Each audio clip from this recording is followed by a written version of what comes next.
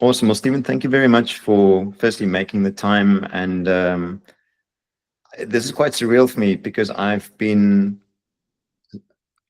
following your story for so many years around what you've done, the innovation you've applied. And as I mentioned, wanting to speak to these great innovative thinkers like yourself that have changed the narrative in many ways, true game changers for industries and also for how we conduct ourselves in society. So I'd love to ask you just a few questions around your journey, what inspires you, and then if you have anything you'd like to share from your side, more than happy to open up the floor. How does that sound?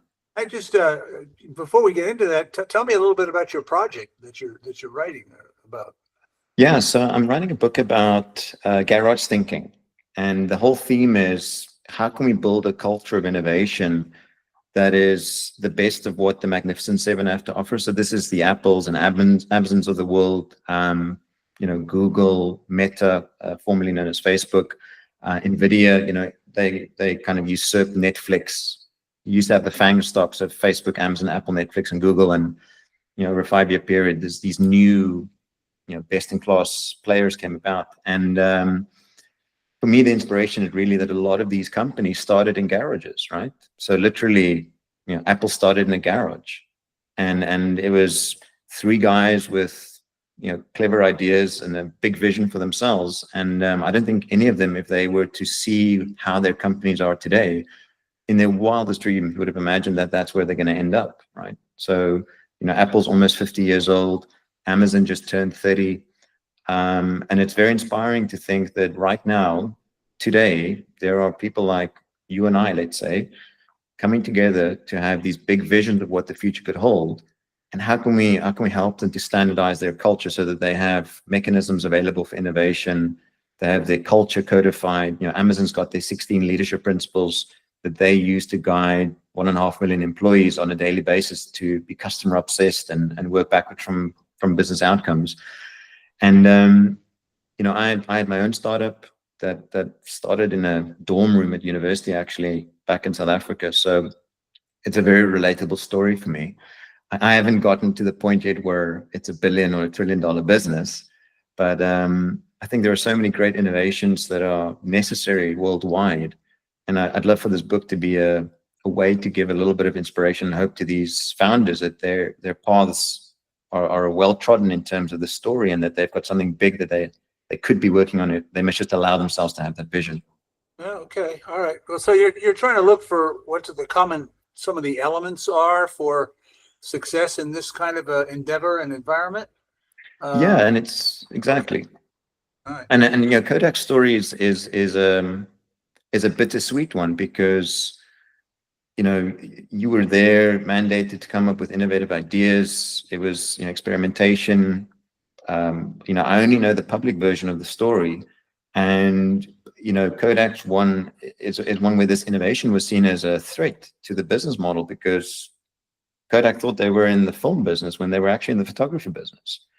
And one of the lessons I share around the Kodak story is oftentimes when you're very successful, that's when you're at your most vulnerable. You've got to be willing to cannibalize your business to look beyond the 3-month sprint that you're in and the legacy business model that you have, because markets are moving targets. And if you're not disrupting your own business, in the words of Jack Welch from General Electric, the internal rate of change needs to be greater than the external rate.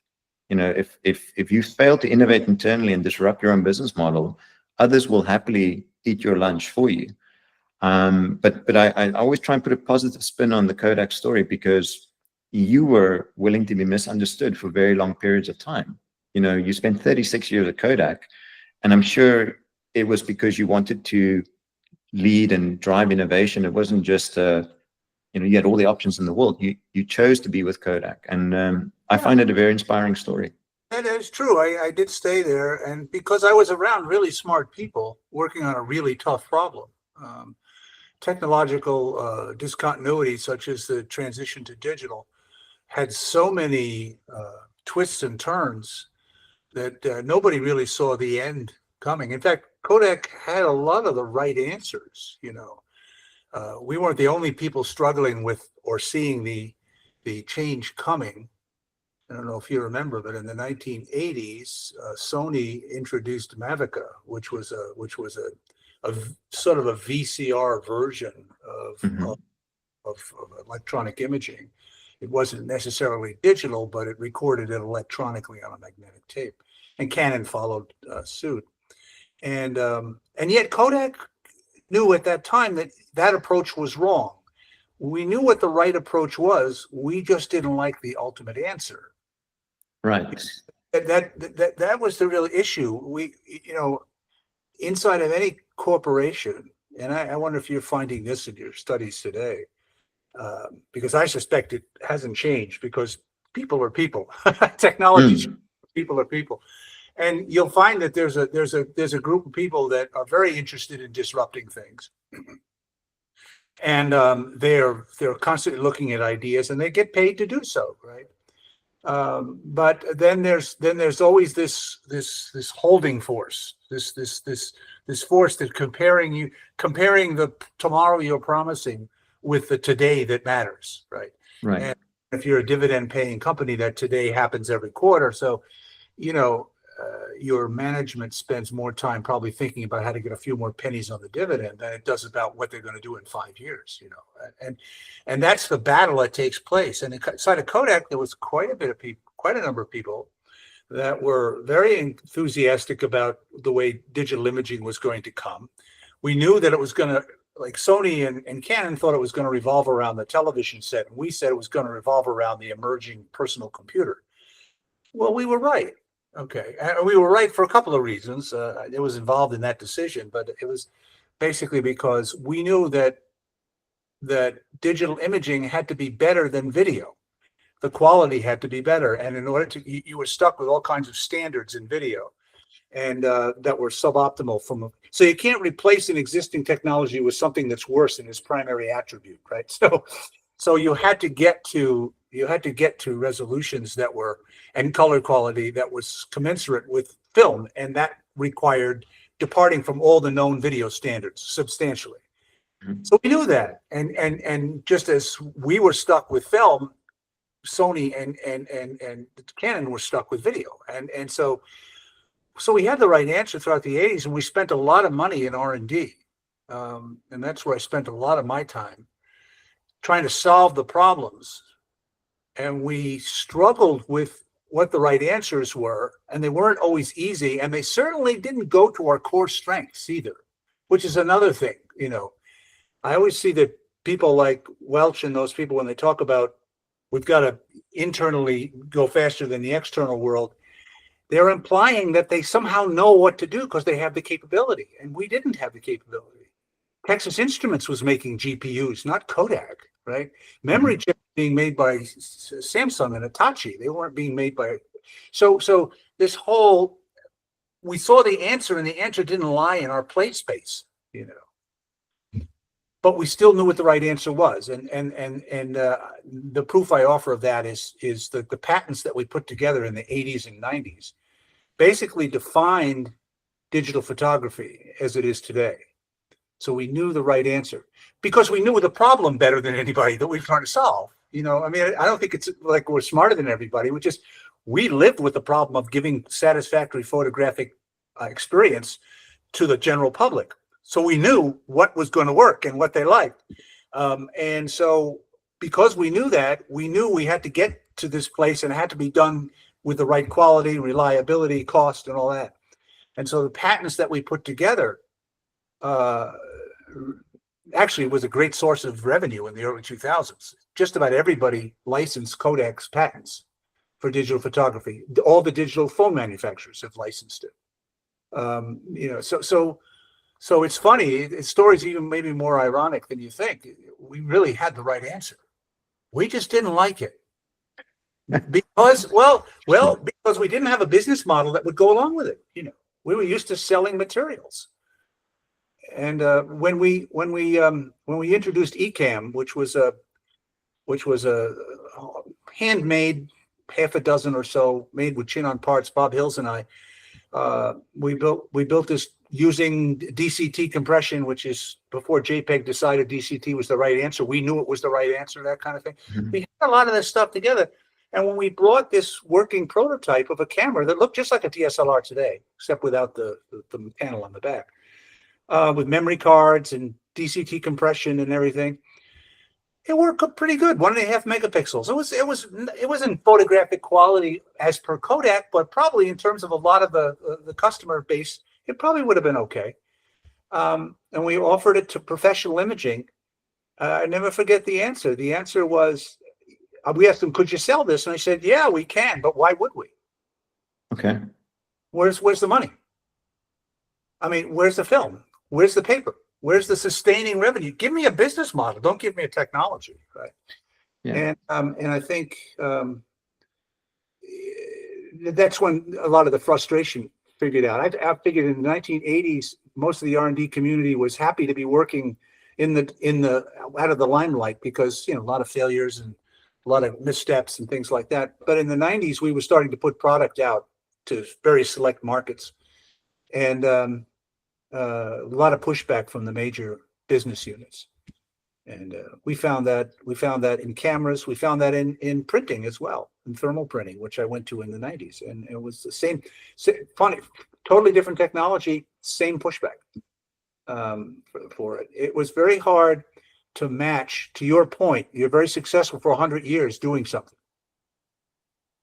And then all of a sudden, somebody comes along with another way to do it that doesn't leverage what you do. Hmm. And it's actually pretty good.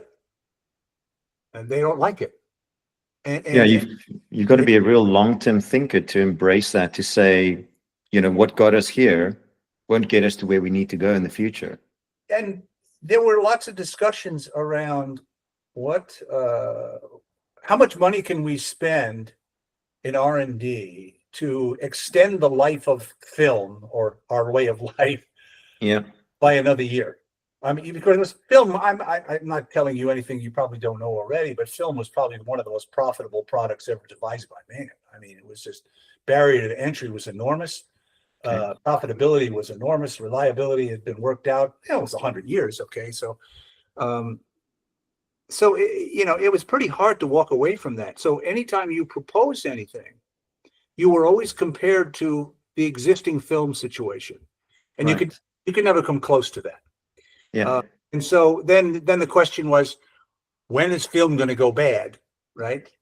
Okay. I remember sitting at lunch tables figuring out when it was going to go off the cliff. We would take bets. Right. My bet was early 2000s because I had worked on this so long. I had seen how it was going to go. And there was still a lot of things to work through to get it to match the convenience, the reliability, and the quality of conventional photography.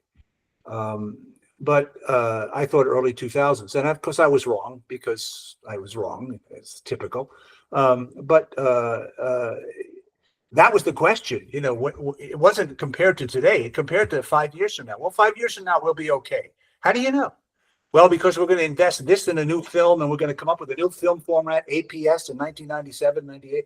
And it's like, okay, but pretty soon it just falls apart. Mm-hmm. And that was, the dates, and the date probably was around 2006, I'd say, when film really fell off the cliff. So, I mean, against the 100-year background, you weren't too far off the mark. No, yeah, but it wasn't that we were very clever. It was just, you could just see this march taking place, and it wasn't being driven by our world. It was being driven by the computer world, the memory world, internet, for crying out loud. Nobody anticipated that, the ability to share these things. So all of these things were being driven by other factors that were much bigger than our world. Okay. Mm-hmm. We were just leveraging those to the degree we could. And we could see, I could put together a really useful product portfolio of cameras, printers, software, even internet stuff. Kodak tried all of these things. They were sharing photos and things, but we had a culture that said the way you make money is to sell stuff, materials of some kind.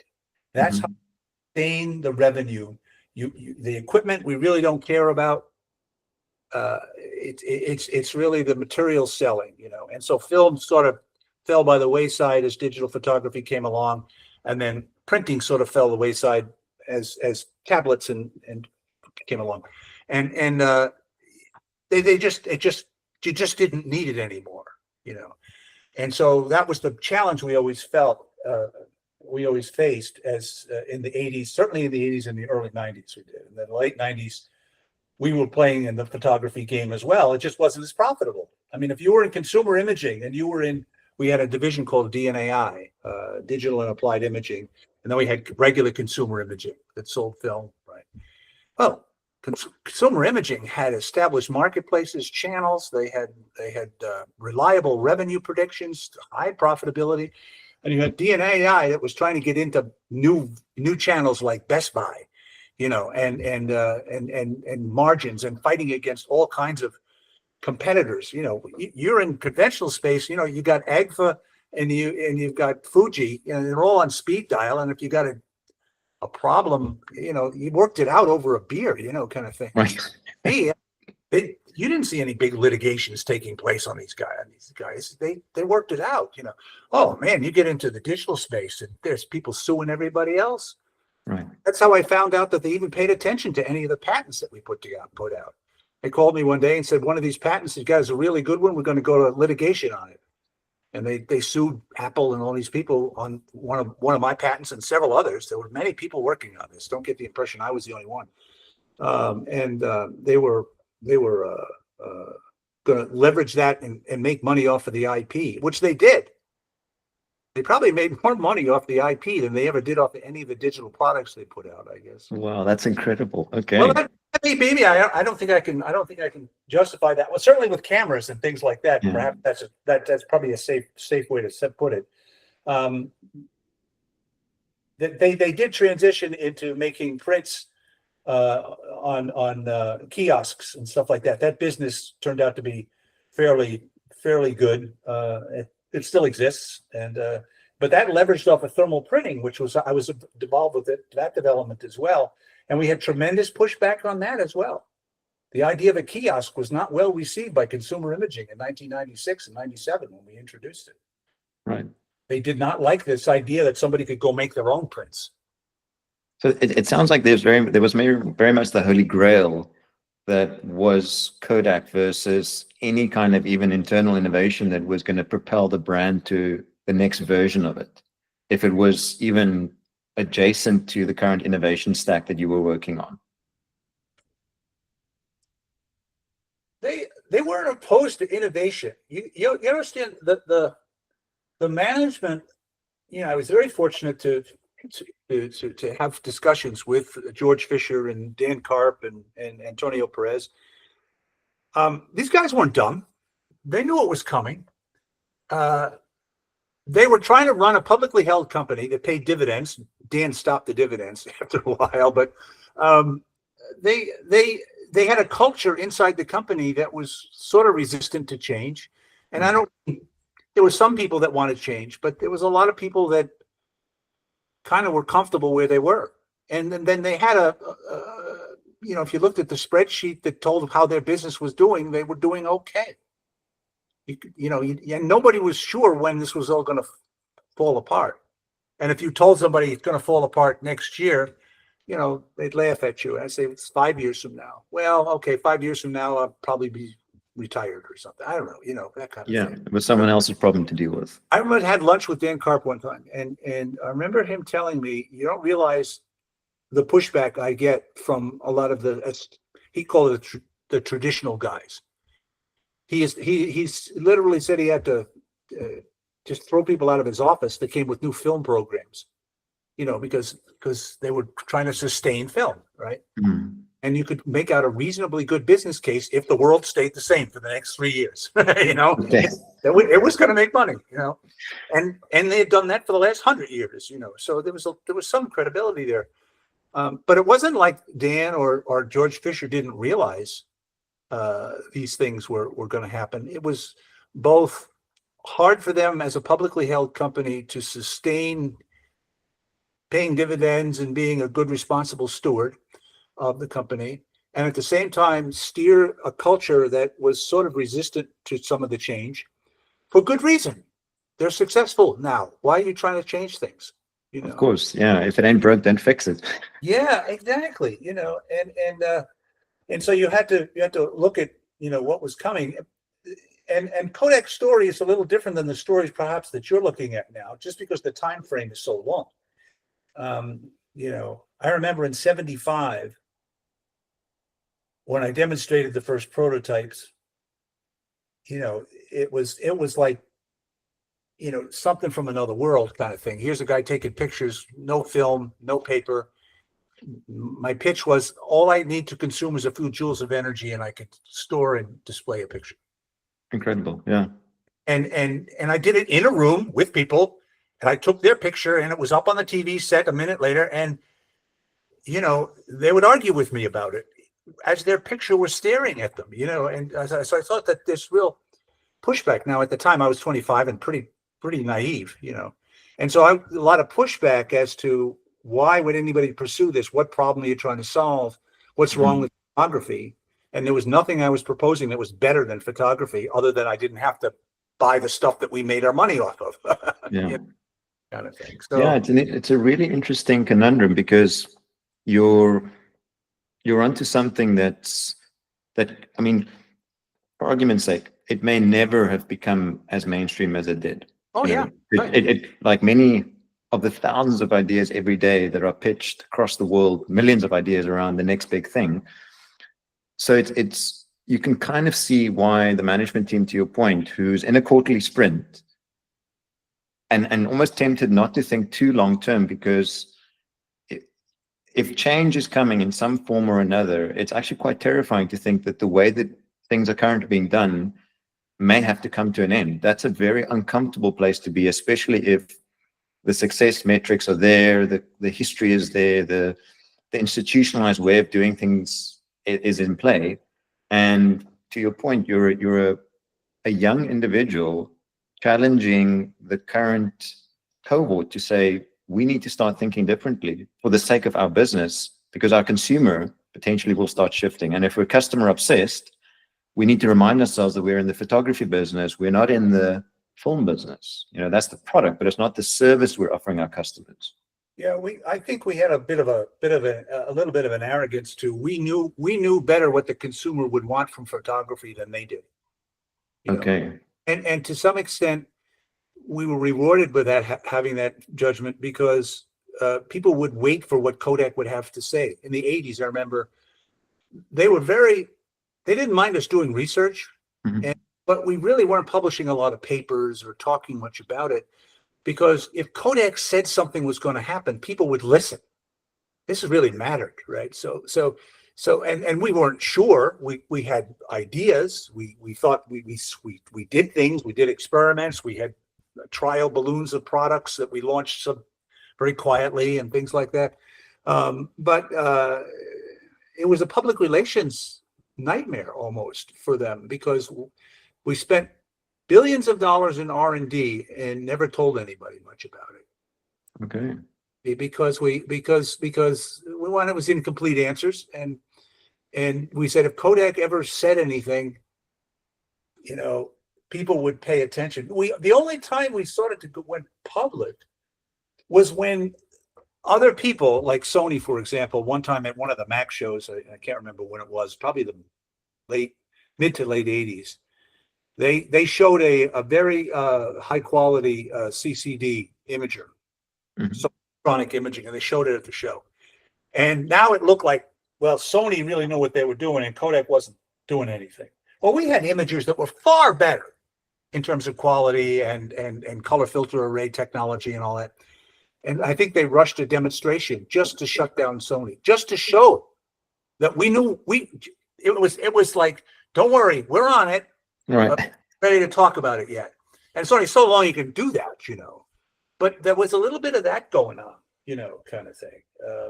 We were not allowed to publicly tout any successes that we had on these things, because they were incomplete. I mean, if you were going to offer a complete photographic solution, was going to solve everybody's problem, and there was a way to make money off of it, then they would go and talk about it.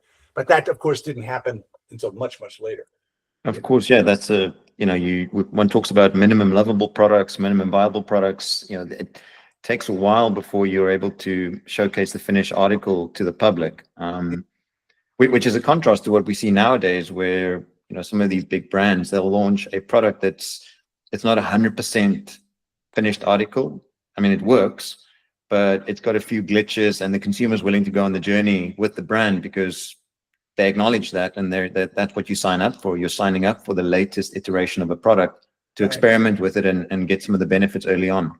But don't you think here's something that you're probably familiar with? I remember I sort of watched all this, on the TV and reading in the newspaper about OpenAI when they launched ChatGPT, and I just smiled because I says I can almost hear what's going on in terms of the R&D leader at Google, because the CEO is calling them up and saying, "What the hell are you doing?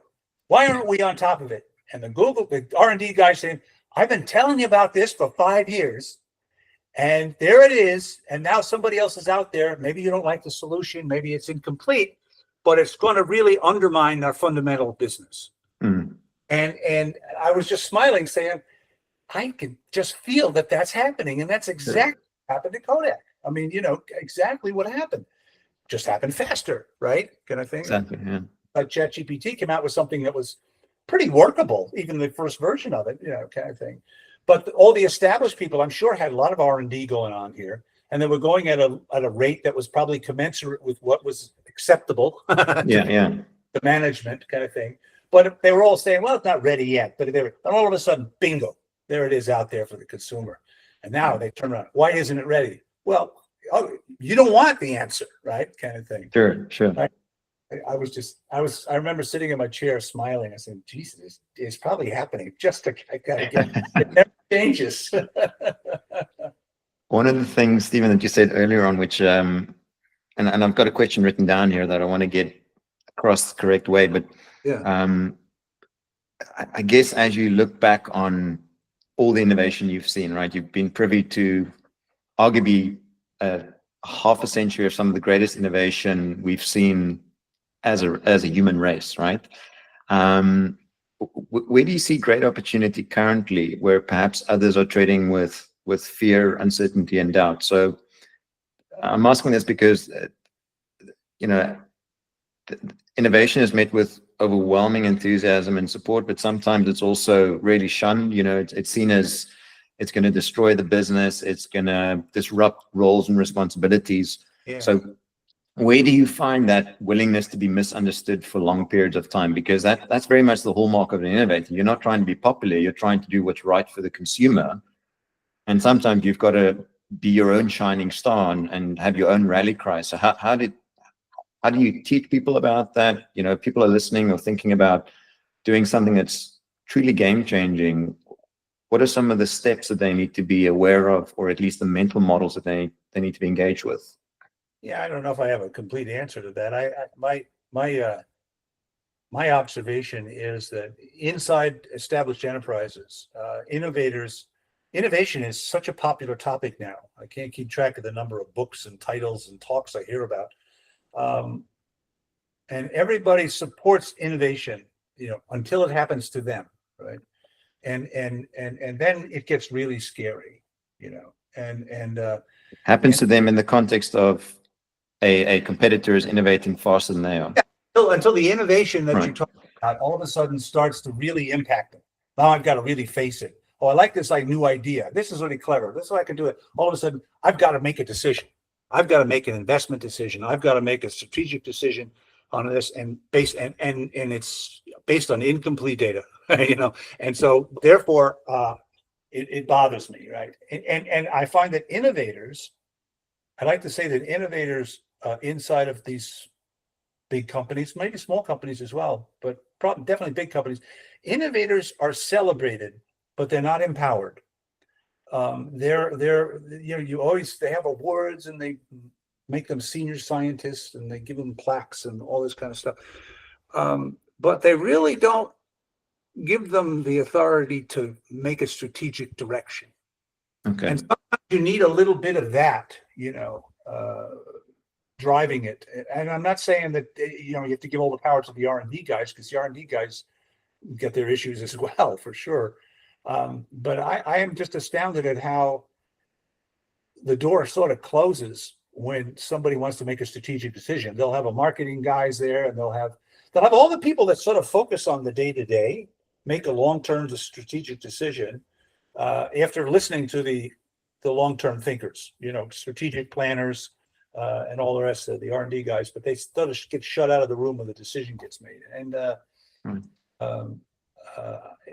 think that's a challenge. I think they just get very uncomfortable with committing to a vision that's like 5 years away, And then what happens is they run out of runway, and because sometimes it takes a long time to change the direction.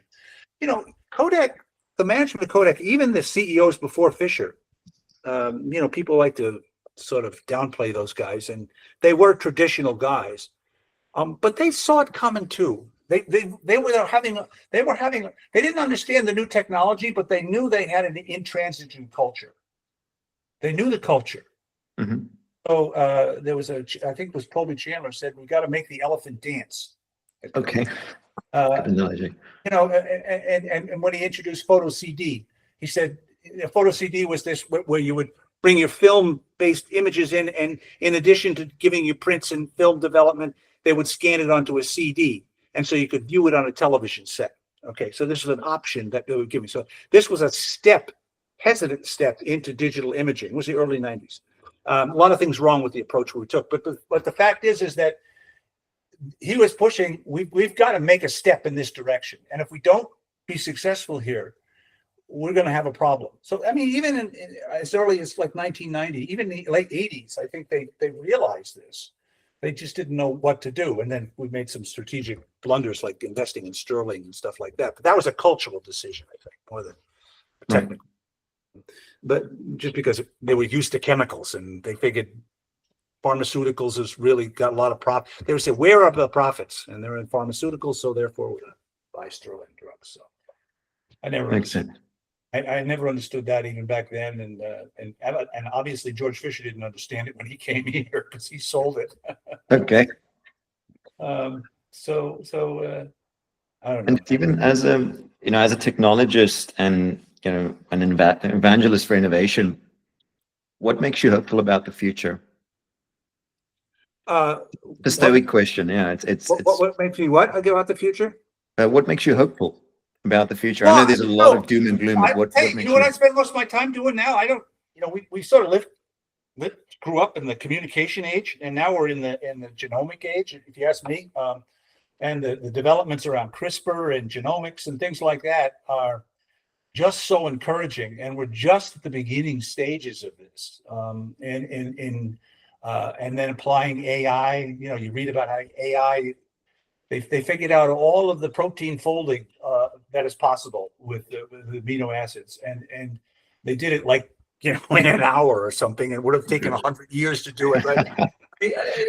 Awesome. Annually, the way we used to do it, and I get so excited about.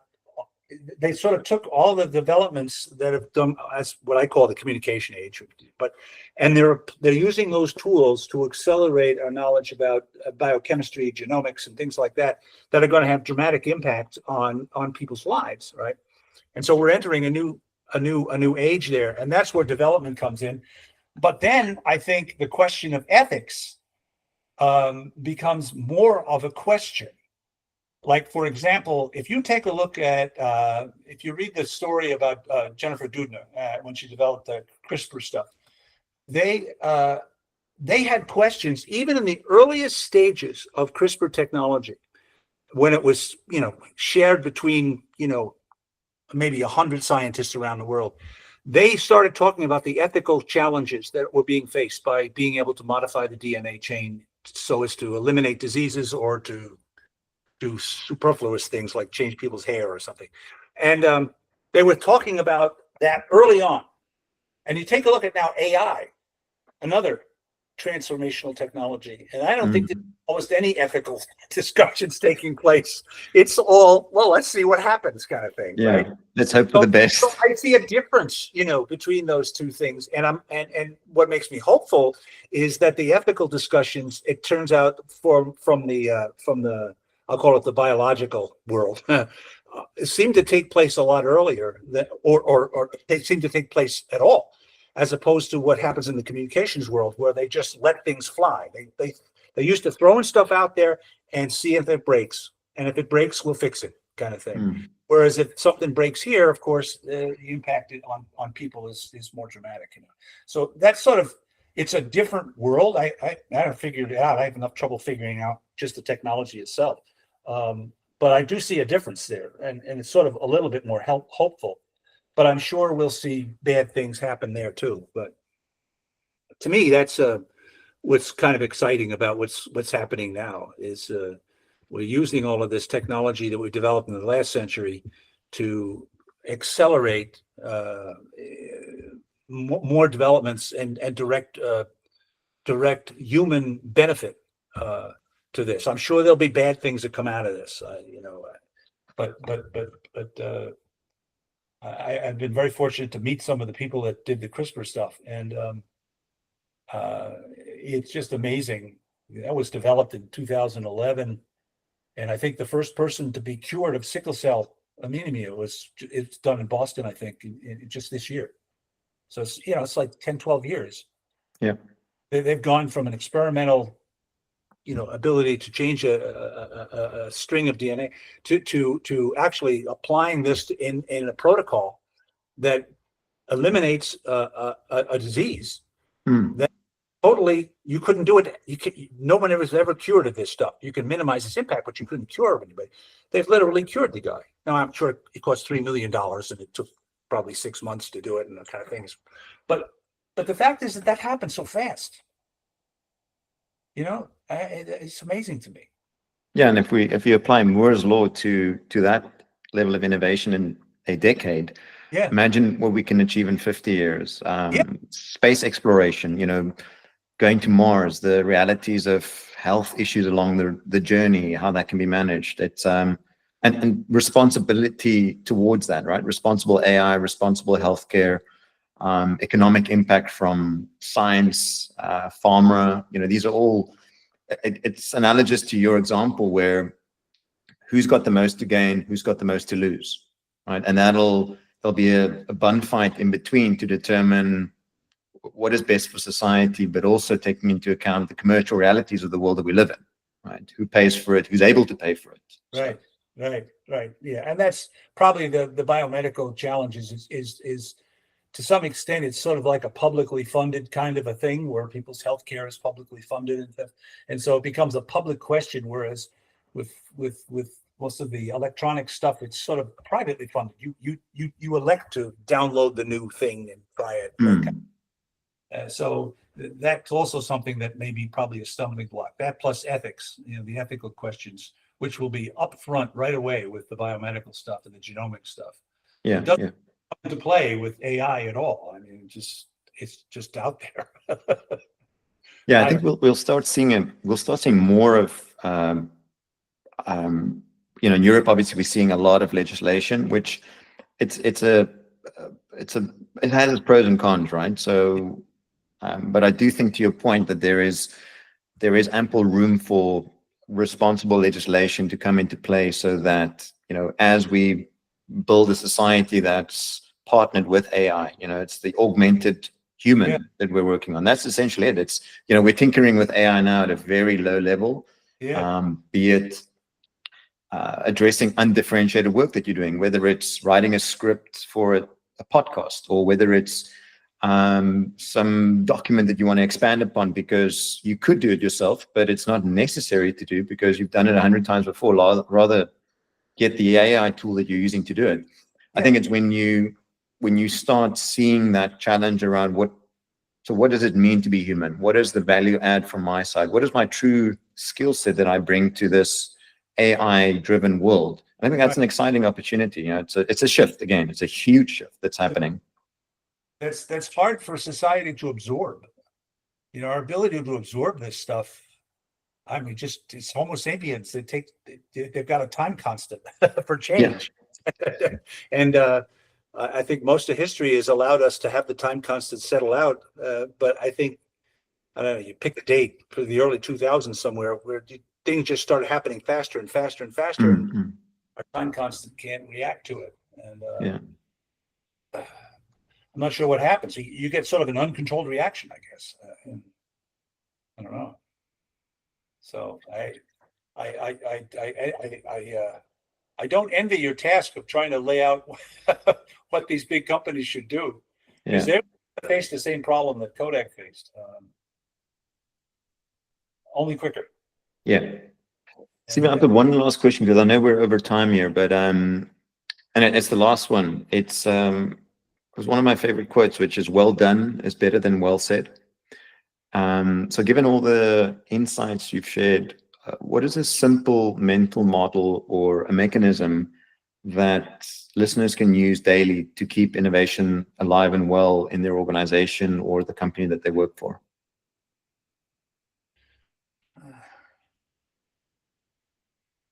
I guess I don't want to take the role of philosopher here, but I tell you what I kept in my mind is if an idea has eventual benefit, whether it's in my case, it was the idea is I didn't have to use anything to do photography. I could just use a few joules of energy, kind of thing. If I could just keep that in my mind, and then you have to listen to all the pushback. But in the pushback, you say, well, what is there some fundamental law of physics that's preventing this from it being achieved? And I never heard that. I heard a lot of reasons why this camera would never exist, but I never heard anything going back to fundamentals to do that. I heard opinions, right? Line widths will never get that small. We could never run clocks that fast. Memory would never exist. How can you get non-volatile memory? How can you throw away 80% of the bits captured and still have good image quality? These are all opinions. Okay. And then you say, well, give me the proof of the opinion. You sort of have to just sort of be zen on the thing, and just say, okay, my vision is here. I want to go here. I'm going to hear all pushback. You listen to the pushback because, you're never the smartest person in the room. I mean, I don't think I ever felt like I was the smartest person in any room in Kodak. There was really smart people there. But you say, well, that's an opinion. And now what backs up that opinion, right? Kind of thing. And basically, he's got an opinion that's based on a projection that's based on the same belief system that you have for yours. Yeah. But usually they'll take some data from something and you might look at that and see. And then sometimes you just have to realize you don't have to invent everything. Sometimes you could say, there's a roadblock that they're putting up. I don't really know much about that roadblock. I really can't do much about that roadblock. But I would imagine that roadblock is stopping a bunch of other things from happening as well. And so there's a lot of other people. So I don't have to invent that. So I'm just going to imagine that's gone. Okay. Just imagine it's gone. And then just proceed on with it, right? And just say somebody else is going to solve that problem. Now, I had the luxury of saying that in my brain a little bit because I had, when they asked me how long this was going to take, I said 15 to 20 years. So that's a lifetime, right? I don't think anybody's got that luxury today. Right. But remember, the whole world is moving a lot faster today too. So a lot of things can happen where that roadblock that you don't really know much about, that's maybe going to get in the way, all of a sudden gets knocked away. And I saw that happen time and time and time again. Okay. Of things, can you have non-volatile memory without a battery kind of thing? Well, yeah, you can, but it's really terrible. Okay, yeah. And then all of a sudden it gets improved and it gets improved. It had nothing to do with photography. Just like microprocessors and GPUs and stuff like that. None of that had to do with photography. Those developments were done for a totally different world. Mm-hmm. Moving a roadblock, it had nothing to do with the roadblock as it appeared to me. They were just going to say it was going to get better and better, right? You mentioned Moore's Law, right? Yeah. I tried to use Moore's Law when they asked me how long it would take. I said I had a completely digital solution here for photography. The whole thing was digital, the player and the printer and everything, and the camera. And so I said, well, if it's digital, I'll use Moore's Law. I called up the research lab. How many pixels would I need for a conventional equivalent to 110 film-based photography? That's the worst film standard I could find. And easy, 1 million, 2 million if you want color. I had 10,000. So I used that ratio, and I used Moore's law. Not know if Moore's law applied at all to charge coupled device technology. I don't think it did, but who cares? I came up with between 15 and 20 years. So that's what I said, right? Not because I could defend it in any way. I could just point to Moore's law, you know. Yeah, theoretically, that's the landscape. You know, but it turns out I wasn't too far off for all the wrong reasons. I mean, I think we launched our first digital camera 18 years later. But it was just complete luck on my part. I was desperate, right? But again, it's just going back to, there's a lot of roadblocks that they threw, and I don't know how to solve the roadblocks, but a lot of other people are looking at those roadblocks maybe for different reasons, and they're going to go through it. So don't get depressed because you can't solve everything yourself. That's one thing that sort of sustained me a lot in kind of thing. Plus the fact that most of the things that were put in front of me were opinions, just like I had an opinion. Mm-hmm. Their opinions were no more better founded than mine was. Yeah, it's just about who says it with the greatest level of conviction. Well, and there is that. There's a little bit of public relations, you know. There's inside any company, you know, if you want to go for funding and things like that, there's always this level of certainty and bravado that you put forward, and who you know, and that kind of thing. And it's a complicated thing. And I often said researchers should spend a year being a bartender because that's probably the best way to get to know how to deal with people. That's good advice. Well, I mean, you know, when I saw how all the things that you had to do to get people to have confidence in what you were trying to go and do. And even if it's just an incremental step on something that exists, you have to appeal to a lot of, I hate to say psychological, but it's people. Yeah, emotional intelligence. You know, it's not just your IQ. It's can you influence and inspire people with your vision? Can you get them to trust you, to inspire, to believe in what you're saying, right? And sometimes that takes on some very strange forms, you know, of what you got to do. And a lot of technologists really don't have much training in that, Sure. You know, kind of thing. So that's why I came up with the bartender thing, just because, you know, I almost would like to hire some bartenders just to go into a A&OP meeting to try to get money, you know, because these guys know how to read people and, you know, and say, well, you know, he's got an idea, you got an idea. We got to decide which one to fund, right? Kind of thing. Yeah. You know, and each got data, you know, kind of thing. So kind of thing. Yeah, you got to find your differentiator. If like you say, you're working in a large corporate, you're competing with lots of other smart people internally, let's say, for limited funding. What is the edge that you can give your idea? What's the process that you can go through to give it the best chance of success? Yeah, you don't have enough data to convince them with data. You very often have to just get them to take a chance. You know, to believe in this vision that you have. I found myself sketching out visions a lot, you know. Okay. Yeah. In 75, I often told the story about, they asked me what this thing would eventually look like, right? And because I had this big thing that looked like, you've probably seen it. It's a big thing. And I couldn't come up with any digital-based products. There was two problems I was having. One was this idea of digitally capturing images. The other one, of course, was it was a digital product. It was all digital. I was proposing a digital consumer product. Well, there really wasn't any digital consumer products. Yeah. Well, there was one. Calculators were coming out, right? And the HP calculator came out, and engineers were buying them, and they were pretty expensive at the time. But if you consider an engineer a consumer, I guess, I said, well, picture this as a calculator with a lens. Okay. Yeah, so I make it familiar. I was extrapolating something that you could lay your hands on. Yeah. It wasn't quite ubiquitous yet, but I mean, you know, engineers had them, you know. And I said, picture it with this is a digital product, but it has a lens on it, so it captures images and it does digital stuff and processes it.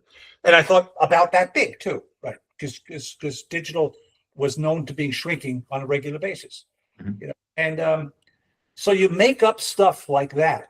You extend things that are sort of on the horizon or just available, and then you use your imagination, and you try to get other people to use their imagination as to how you might extrapolate this going forward. Because sometimes they don't have any confidence in your idea. This is the prophet in the homeland is never listened to. But they have a confidence in somebody else's idea. One of the other things I did was with Jobs and Wozniak just came out with their board for computer, right? And you would build your own computer kind of thing. And I had found this out.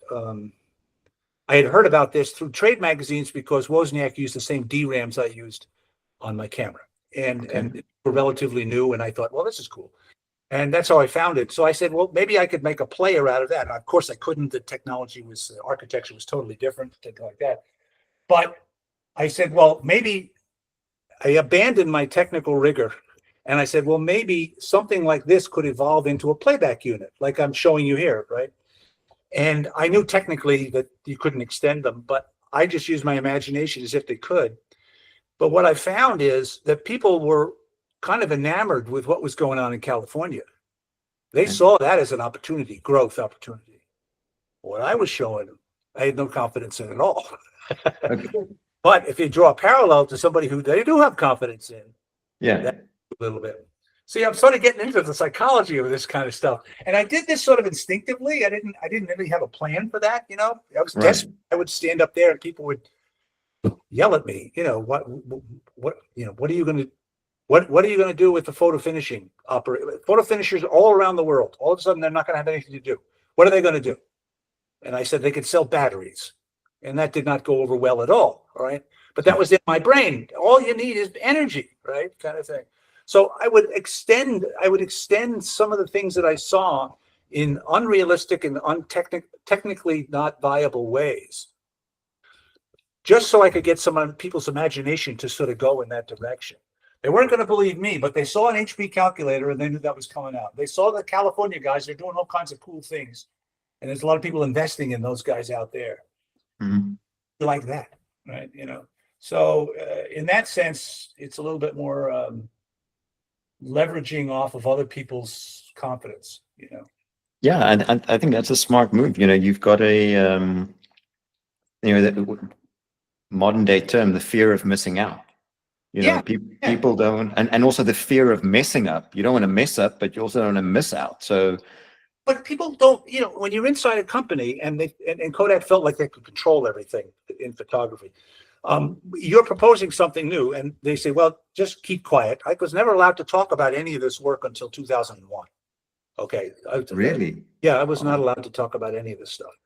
When I filed for the patent for the first digital camera, it was granted in 1978. I started getting phone calls because it was kind of interesting. Kodak was no film, no paper. What's this? My name was up. So they called me. And I called up public relations and I said, well, I'm getting calls about this and I'd love to talk about it to people, kind of thing. Of course. And they said, no, you don't say anything. Anybody you call, you talk to us, you don't talk anything publicly about this. So my technical report that I wrote at that time was not published until now it's public, but and I couldn't talk. I wasn't allowed to talk about it until 2001, when then it was an advantage for Kodak to say they invented digital photography because we were in the business, kind of thing. Mm. So there was a tremendous desire not to share anything about what potentially could happen, right? Kind of thing. And that was disheartening for me, but I don't know, not really, because I had doubts too. I didn't have all the answers. I didn't know. I started, all the prototype does for something like that in 75 is create 1,000 questions, none of which I could really answer, but they were kind of good questions. And we worked on different aspects of that, and the whole company worked on all different aspects of it, and they came up with good answers to it. And we put together a system, but that system didn't have a business model that could compete with the business model of film. So that's why to niche it out, I say, we'll only sell it to these few photographers. We'll just sell it to the military or whatever, kind of thing. Yeah, and that's how the technology starts to grow as well, because it took a long time to get there. And there was no break and fix like it is today. When Kodak launched something, it had to be perfect. Yeah, and perfection is the enemy of progress. And it was just had to be perfect. There was no calling anything back or anything. It's all reputationally based. You trusted Kodak. There's a lot of trust in photography. You buy film, you go on your 3-week vacation to a place you've never been before. You spend a lot of money getting there, and then you take these pictures and you trust that they're going to come out. Yeah, exactly. That's a lot of confidence that you got to have in that product. It's confidence in the product, confidence in the company, and the ability to execute on that. And therefore, they were never going to launch anything that was even close to suboptimal. We have to have an argument about image compression and the distortions that can occur in image compression when you set it at different levels. And they were so reluctant to launch anything with image compression because it wasn't perfect. There was no analogy in film. Film, you had the whole negative, it was there, nothing. And then all of a sudden you're saying, give me the negative, I'll scan it at this resolution, I'll throw away 80% of the bits and it'll be just as good. Oh, no, you don't. Right, yeah. Find certain things in certain images that there'll be an artifact, and maybe 90% of the people won't notice it, but I'll notice it because I'm an expert, and therefore we're not going to launch it. I mean, that's kind of what the attitude we had. So it was a cultural challenge to this as well. And anybody who's innovating inside an established organization has to deal with the cultural challenges. Yeah, I think that's that's probably a narrative that we can unpack for hours, right? Culture and embedded culture as well. So yeah, and all companies have cultures. I talk to startups sometimes, and they somehow think they don't have a culture. Yeah, when you bring two people together, the culture that's culture. Now you have culture. Exactly. And so you just define what your culture is. Find out where your hotspots are. Find out the taboos that you have. Right. Just know when you're treading on them. Right. Kind of a thing, because you will. Sooner or later, you will start to tread on them because things are going to go that way. And then the longer you are in an institution that's been in existence for 100 years, you can imagine the cultural barriers. They were quite well set because they felt culture made us great. And it did for 100 years. But then culture prevented us from evolving to some extent.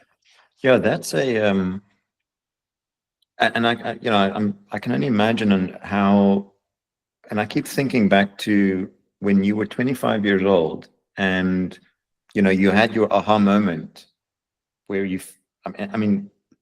when did you have that aha moment when you knew this was going to be a game changer? Or was it just a series of experiments that, you weren't really too convinced that it was going to be a game changer? At what point was it? There was about a year that I worked on it. I wasn't sure it was going to work. I had no papers to guide me or anything. I was just experimenting the whole damn thing. And you did a little piece at a time, so I got this circuit to work, then that circuit to work, then that circuit to work. But I didn't see any images. There was no complete what this thing does for a year. All the progress I made was judged by oscilloscope traces and voltage measurements, right? It was in December of 1975 I took the first picture of a lab technician, and I could see I had rearranged the bits so I saw her silhouette, but her face was all screwed up. And then I found out my mistake. I reversed when I did the player. I reversed the order of the bits and stuff. So if I got my first image, so there it was. And I got very happy with that it worked. Okay, so it's like they're not going to think I'm an idiot, right? But then I started showing it to people, and people were really, there was a lot of interest in it. I mean, this was really different, right? And it was a good demonstration because it was a whole photographic system. I came into a room, I took pictures of people sitting in a room, available light, no preparation, and within a minute, less than a minute, it was on the TV screen. And that's in 1975. Didn't do that. So it was a really good demonstration, and we started talking about why this would be a good idea, and then why it was a bad idea, right? And different people had different ideas. I'll never forget. Here's a good little story for you. I was showing this and did many demonstrations of this in this conference room. So there were all sorts of, and I didn't know any of the people.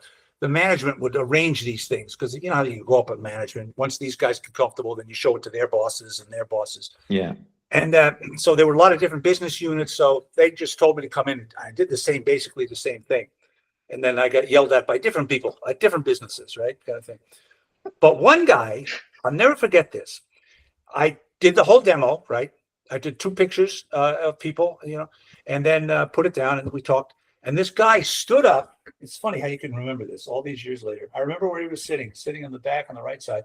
He stood up and he took out a check from his pocket. He was some business imaging, and he was doing microfiche of checks. That was his business. And he slammed it on the table. I said, take a picture of this. So I did. And this was like real-time shit, right? I mean, this guy do it. Did it. Up there goes a picture. And it didn't have enough resolution to read the information of the check. And he walked over to this thing, and he looked at it. And then he looked at me and he said, not enough resolution. And then he looked at the other people around the table who I didn't know who they were. They were obviously people working on technology associated with his business.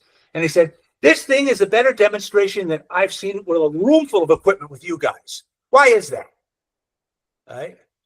And so the fact that I could just take that picture, he just wanted to see, I wanted an immediate answer to me about if this could work.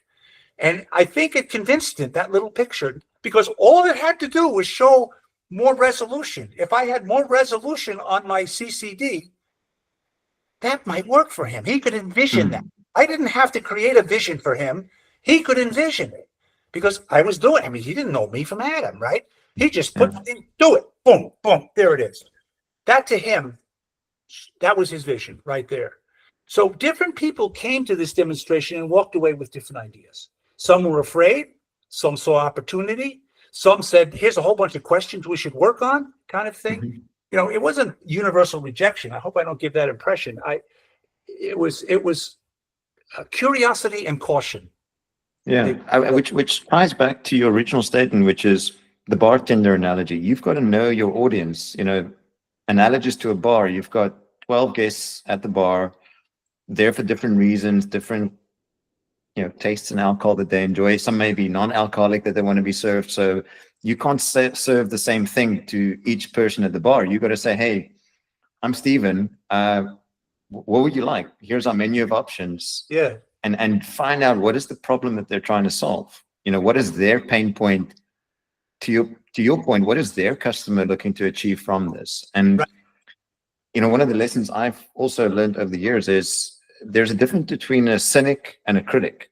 I love critical people. Yeah. Ask me tough questions all day with a view of wanting to believe in what I'm suggesting. Right. Cynics, you can't convince. They want to prove you wrong. They want to see your idea crash and burn because it's a threat to them. It's a threat to their business unit. You see, or they just don't want to understand it. Yeah. And they don't have a sign on them that tells you which one they are. Yeah. Sometimes their questions are, I got tremendous pushback from marketing guys. I remember one guy saying, how much is I used the calculator analogy. How much is a calculator? $400. How much for the board from the guys in California? Well, that's $700. So for $1,100, you can take way worse pictures than a fully loaded Instamatic for $25. Why are we talking about this? That's interesting. He wanted to dispense with the discussion. I'm not blaming him. I mean, he's living in a world where he's trying to go forward with what he knows, right? Yeah. There were other people like the guy with the check who was looking for an idea. He wanted a simple proof, and fortunately, I was able to give it to him, and he liked that. He was willing to abandon whatever they were thinking about doing, at least for a moment, to say, "How come this works so good?" And he doesn't know me, and I just threw this down, and he just did that. You guys can't. Right. So he was looking for a different kind of vision. So to me, he was a critic for sure. First thing he did was criticize the resolution. Right. But then he basically extended his vision to say, I can see that roadblock being solved. Yeah. Yeah. That's interesting because that's, you just need one champion like that on a board or in a meeting to shift the narrative in the room as well. Yeah. To say, hey, maybe if Bob or Michelle believe in this idea, they've got a track record of success, and maybe it's time for us to be a little bit more open-minded. It's incredible how very often you have these turning points with ideas or opportunities where, you can, like you said, I mean, the story that you developed it for a year without any sign of success other than small incremental developments, these are profound, absolutely profound. And the fact that, it took a year for you to see the finished outcome of your idea. I think a lot of folks, and this is perhaps something for, different generations to also embrace, is, instant gratification. You've got to be willing to work on your idea and iterate on it and build on it for however long it takes, right? Obviously, there are financial realities that people face. It was with budgets or reputation or even their own commitment towards their idea, but you can't be looking for immediate success. I was lucky. The environment I was in allowed me to do that. This was a filler project. This was something that my boss, Gareth Lloyd, who was in charge of the electronics group, came to me and said, you want to play with a CCD. And in college, I was interested in how light affected silicon. So I jumped at that. Didn't know what a CCD was at all. And then I got to play with it. And I didn't want a lot of public looking at, because I was afraid. I didn't know what I was going to do next. I didn't know. I got to solve this problem, then this problem, and I had constraints. I couldn't buy anything for this thing. This was a filler project, right? In fact, I used to sit with Gareth, my supervisor, once every 2 weeks. This is what you did. You sat with your supervisor just to see what was going on. And I would touch on what I was doing there, but it was just technical progress. Oh, I got the A to D, or I got the memory system, and okay, fine. When I finally got it to work, first person I went and told was Gareth. I went to his office. I said, my camera's working. I just took a picture. And he said, great. He says, let's bring some people in the lab and show them. And I said, no, it's portable. He didn't know I was building a portable camera. Okay. That's how little there was the scope of it wasn't really under discussion. It was, he's evaluating CCDs. And I'm looking at digital memory and all this kind of stuff. That's fine. He's building a camera. Okay, that's great. Kind of thing. The fact that I could pick up the camera and take it around and take pictures of people, that just never came up. I mean, but that actually, I remember being struck by the fact that he didn't realize it was portable. Yeah, and it's portable because camera. But the portability of it never came up because we were just working on the different pieces. Right. It was a technical exercise. It wasn't the whole idea of a portable camera and then it's going to replace film and kind of thing like that. But something else?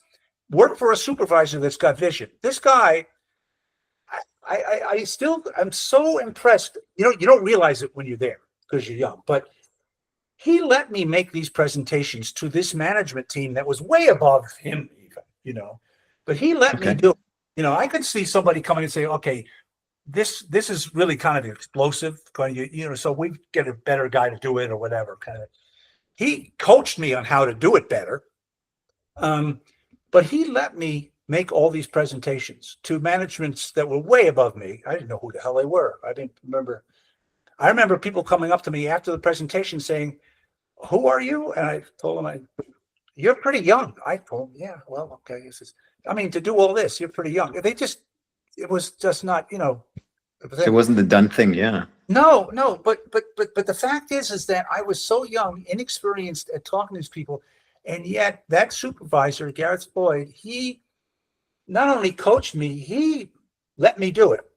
He let me send out the meeting notices. I walked in the room, I guided this. He was there to keep me from killing myself, right? Yeah. But he let me do it, and at the time, it seemed sort of natural. It's my thing, right? And I'm thinking, boy, that took real guts to do that. From a corporate status point of view, kind of thing, I can see them. They don't know me, so they yell at him because they know him. What are you doing? Why is this guy doing this? Why don't let him talk to anybody? I could see that, right? But he did that, and so. When I say I was lucky in the environment I was in. It was a laboratory. There was a lot of crazy stuff going on. But I was also lucky in the fact that the people who were in my corner were supporting me, even though they didn't know exactly what I was doing. or even why I was doing it. Yeah. But they supported it because they could see the vision of it, kind of thing. So that's I another. think Find the right people to to be in your corner. yeah, it's I mean, so many life lessons that one can take away from this in terms of, and I know Steve Jobs spoke about trusting and believing in the process, and that the dots will connect when you look back. Yeah. I mean, that's a big dot, right? On this journey is a manager or a leader of your division that, to your point, in spite of clear, you know, clear data points to justify what you're doing, or, they couldn't really relay exactly what you were doing other than you're doing something, and that, we trust that that something will become something of significance. A lot of managers, to your point, because they can't afford to risk their own reputation, and in most organizations you're rewarded for small iterations of innovation, not really anything game changing. It's like, let's not push the boat out too far, just a little bit at a time. Had you perhaps had another supervisor who was risk averse or saw you as a threat to their credibility, like, this guy couldn't have my job one day, so I better keep him down, not inspire him too much, because what happens to me and my position power that I hold, right? Yeah. So that's humility, and also psychological safety to say, Yeah. go for it, I trust you, and inspired, and that inspired you to push the boat out. And he coached me on how to do things. Like, when I sent out the notice, they give me a list, send a notice out to these people, right? Meet on Wednesday or whatever. Mm-hmm. And I titled it Filmless Photography, which is a really bad choice, right? Given Kodak, right? And so he would come in and coach me. Perhaps you don't want to call it that. You want to call it that kind of thing. Because you're so inexperienced. I had never really made presentations. I presented to patent lawyers. I had never done patents before. Kind of thing. So I was totally inexperienced, and I was in an environment where people, kept me from killing myself, and provided the opportunity for me to learn. Right. And that's why people say, why'd you stay at Kodak so long? Because I was around some really good people. They were really smart. They were really good people too. Nobody was not willing to help me. I was a 5-digit extension away from any expert in any form of imaging in the world. If I had a problem about, how I might do something here, there were people in the lab or people in the research lab that I could call up and ask them, how did you do that? How did you do that? And they'd tell you, Yeah. Ask you what you're doing, and they'd say, cool, kind of thing. Yeah, retaining, I think, especially in today's day and age, where I guess the flight risk of staff is much higher. Retaining talent, retaining good people that fit the culture, that build on the culture, and that, you also evolved with the culture over those 36 years. It wasn't just, Steven from day one. There was the same Steven 36 years later. You helped build the good part of the company as well. Yeah, the culture did change, definitely. In 75, there was a lot of, curiosity, but, don't tell anybody kind of thing. But in the 80s and 90s, there was a lot of people pushing for this kind of stuff to see how we could make it work.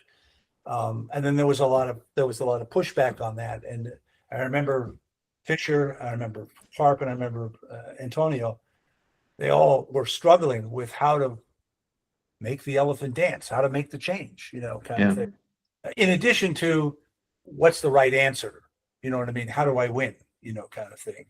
And so I always feel bad when they sort of indict Kodak management as being dumb or something. Hey, these guys were really smart guys. They were dealing with an almost intractable problem of discontinuity, and people ask, well, when could they have made a change that made a real difference, and I think they would have had to make a change way earlier than they did. But it would have been very hard to do that. I don't know of anybody who's made that successful a change that early, kind of thing. I say late 80s. They probably could have bought some electronics companies, although that might have resulted, because electronics companies were largely analog at that time. And I was probably the wrong answer too, kind of thing. But at least it was, they played in the ballpark. We were sort of at a totally different ballpark, this kind of thing. But at least it would have been in that ballpark. But that perhaps maybe at that point they could have made a change, kind of thing. And I remember hearing about visits from Bill Gates and the Apple people came, and Kodak was, I think at one time they were considering buying Apple at one point when Apple was really not doing very well. Jobs wasn't there.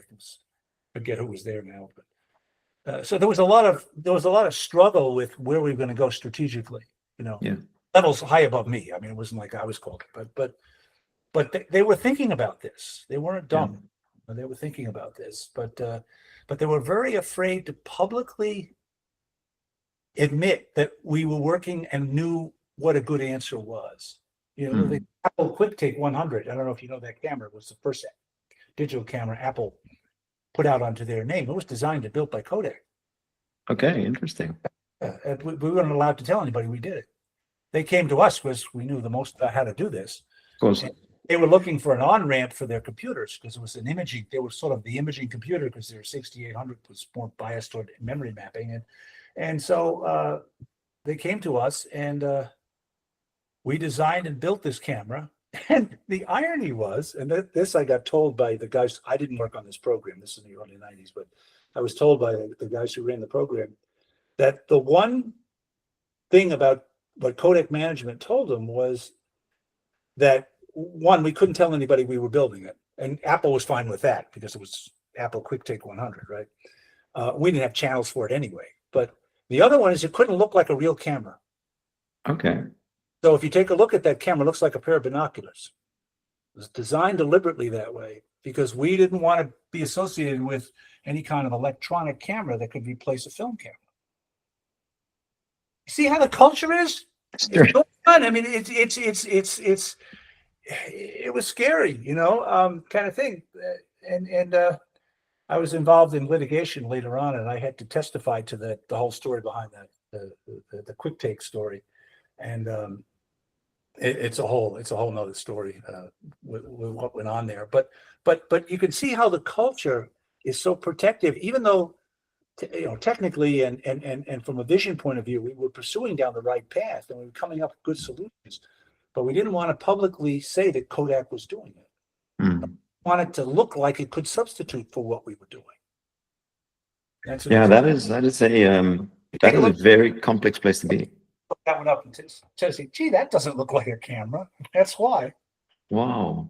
Okay, I mean, a theme that's emerging here, Steven, is very much around twin transformation. So you've got to have your core business that's keeping the lights on.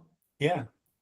Whilst also looking near to long term to say, if we're going to be disrupted, what could we do ourselves to test and experiment with some new ideas and new markets? And if we've got the customer's trust, like to your point, you said customers will go on a once in a lifetime holiday with priceless memories that they want to know are going to be as accurate as possible when they develop them back up. This is based on film, right? In other words, customers trust our products with some of their most precious memories. Right. What else can we do that encapsulates trust? So now in hindsight, one could talk about a dozen ideas that Kodak could have pivoted into to reinvent themselves, to say, look, film was great. We were very innovative, early adopter of film when that was a new concept, early adopter of color when black and white was the norm. What else can we, how else can we capture people's imagination, proverbially? What's the next thing that we want to be working on? Well, you started off by saying you have your established business. Remember, film was also an evolving technology. They were spending money on R&D and making finer and finer emulsions, T-grain emulsions and things like that. But film photography was getting better, faster ASAs and stuff like that. They were also proposing new film formats like the APS format, which you did the conventional market acceptance testing, tested off the charts, the ability to easily load a cartridge and you could record digital information on the film and that kind of thing. And so the established business had a growth path or perceived growth path as well. And then you have this other path going. So it's not as simple as I'm just going to milk this. this to make it better. So that's a harder thing to beat. Right. Yeah. More barriers to entry. Going on there. You could argue the decision to launch APS in the late 90s. I remember when they announced that, I just said, I don't get it. I mean, I really didn't get it. It was a whole new film format, but they were trying to extend the life of film. But industry was. It wasn't just Kodak. It was Fuji and Agfa. You got together and decided on the standard. Right. Yeah. Industry was trying to extend it as much as possible. I'm sure that Agfa and Fuji realized what was going on with digital just as much as we did. So the industry was trying to extend it as well. The decision's never that simple as to how you're going to throw your money, how you're going to invest, what publicly are you going to endorse as an alternative to what your evolving technology that everybody knows. Because especially film, I'm going to have a faster film. I'm going to have a faster camera. I'm going to have a different format camera next year. Oh yeah, well, you can have a digital camera too. It's never quite that easy. Yeah. I think this is where the proverbial autopsy that one does on innovation that went sideways in an organization is very easy to do, because we now have today's insights that we can reflect on to say wisdom in hindsight is a perfect science. But to your point, for a management team to get in front of investors and analysts and sketch a very scary tomorrow that makes today look like a black and white experience. That takes a management team that is super aligned, has absolute conviction in what they're about to do, and almost has this ability to articulate it in a way that inspires the audience to go on the journey. You have to inspire people to believe in you, and I think Kodak had a hard time inspiring, like the business press. I think in the 90s there was a study done at Boston University that took a look at all the public pronouncements by the business press during the 90s about Kodak's work on digital, and they were very negative because it didn't make any business sense. Yeah. So not only do you have all of the risk in the marketplace, you have a business press that is sort of poo-pooing. Now, of course, all they do is write articles about how dumb you were, right? But the point is, of course. Yeah. But this was the thing that you're looking at. Everybody's got their view of what success is, and the time frame in which they're considering it. And as the management team, you have to have this broad scope. And I remember Dan telling me, boy, we spend a lot of time worrying about that dividend for next quarter, not much time thinking about 5 years from now. And I think that's probably more true than you think. Yeah. The financial quarterly sprint can very much narrow your focus, and often lose sight of the long term. There may not be a dividend in 5 years if we keep worrying about the next quarter only. Yeah, exactly. And that was part of his challenge. So, well, anyway, past our time, and I wanted to ask you if you need anything else from me. I'm fascinated by your project. Steven, I may ask you in the future if we can have a quick follow-up session. No problem. I can't wait to read how you come out with this and how people manage innovation. To some extent, I think I was the luckiest guy in the world to be able to witness all of this unfold over a whole career. So I got to watch human beings react to innovation in a slow motion compared to today. Today, I think you blink your eyes and your company's gone and you don't know why. We were relevant just a few days ago. What answers you see might hold some hope for people who are working in today's environment. My environment was quite leisurely compared to today. So I think to maybe use the analogy, I'm hoping that some of these insights will be like giving someone a compass. We don't have a clear path as to where we're going. We're kind of in the mist, but we at least have a vessel that we're on. We've got a crew who we know have the right skills to chart various courses, but the captain at the helm has to make a judgment call to say, this compass based on where I think we should go, is pointing us in a northeasterly direction. So the shoals look complicated. The weather patterns we're not sure of. We don't even know if there's a waterfall at the end of the journey, but we'll make a judgment call when we get there, you know. But if we just stay here, we're definitely not going anywhere. You know, food's running out on board. Yeah, well, I always like to say you don't have to be an expert in a field in order to make a contribution to it. And lots of people feel like they have to be an expert. If they only knew more, then they could say something that people will believe better. And I think that, at least in my career, I never felt like I knew enough about what I was talking about to be that confident. But I also knew that most of the people in the other room were just as uncomfortable with the future as I was. And I'm just looking for people who have some rational basis for their statements. And more often than not, like I said before, there were opinions. And Steven, from the bottom of my heart, I want to say thank you for sharing your insights. And I appreciate that, you know, you've told the story probably 1,000 times, that every time someone introduces you at a barbecue, you know, this is the guy that invented the digital camera. You know, it's away from this at barbecues, believe me. In South Africa, we call it a braai. So, but yeah, just the insights, the humility you've shown, you know, practical advice, practical guidance, and I just hope that, you know, people listening, people wanting to know more, that they're inspired to think that maybe their crazy idea might be the next big thing that changes the way the world thinks and operates. You know, we're so privileged to live in a society where there is so much access to information and innovation and mechanisms that we can use. It would be a shame to miss out. And also, in spite of all the technology, to also remind ourselves that there's a human element to this, the EQ side. You've got to know how to present your ideas to people.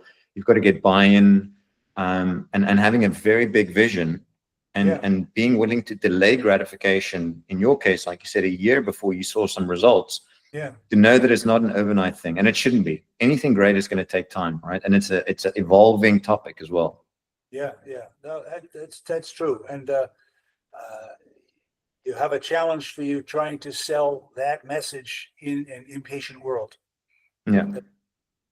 So, like I say, people are not tolerant of failure, and they're impatient now. And that's why I'm curious to see how this unfolds. I think my story is almost irrelevant because it took such a long time. I got to watch it, but human beings are still human beings. Correct. And so I think that to some extent it is relevant. So, of course, Steven, thank you very much for your time and inspiration. I really appreciate it. If you need anything else from me, you got my number. All right. Take good care. All right. Happy holidays. Happy holidays to you too. Bye. All right. Cheers.